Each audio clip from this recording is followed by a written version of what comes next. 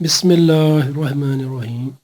अस्सलाम वालेकुम नाज़रीन हकीम शाहिद इकबाल आपकी खिदमत हाज़िर है एक बहुत ही आसान से घरेलू नुस्खे के साथ। आज का जो हमारा नुस्खा है दो चीज़ों पर है नाज़रीन। ये आपके सामने पड़ा है दही और ये पड़ा है इसबगोल का छिलका। दही और इसबगोल के छिलके के बहुत ज़्यादा फ़ायदे हैं।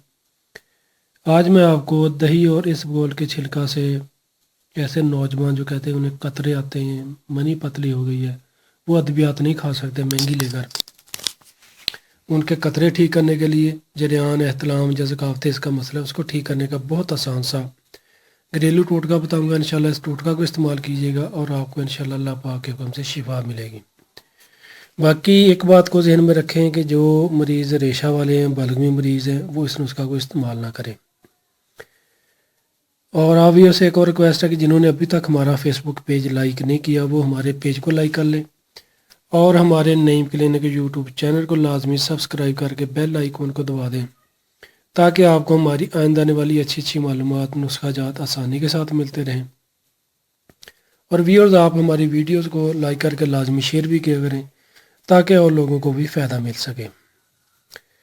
जो मरीज़ ज़कावत इसके हैं या कतरों जिनको आते हैं, जरियान का मसला है, तलाम का मसला है, एक तो वो 5 वक्त की नमाज पाबंदी के साथ पढ़े, गलत कामों से तौबा करें, गलत कार्यों से बचें।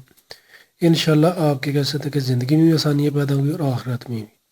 गलत कार्य भी करते रहेंगे तो ये नुस्खा नहीं काम करेगा। यानी कि गलत कार्यों से बचें, नमाज पाबंदी के साथ पढ़े। यानी कि जो मोठ वगैरह मारते हैं, जलक के मरीज़ है, वो अपने कह सकते गलत कार्यों से तौबा करके इस नुस्खा को इस्तेमाल करें। इंशाल्लाह आपको नाज़रीन इसके बहुत अच्छे रिज़ल्ट मिलेंगे, वो भी बगैर किसी नुकसान के।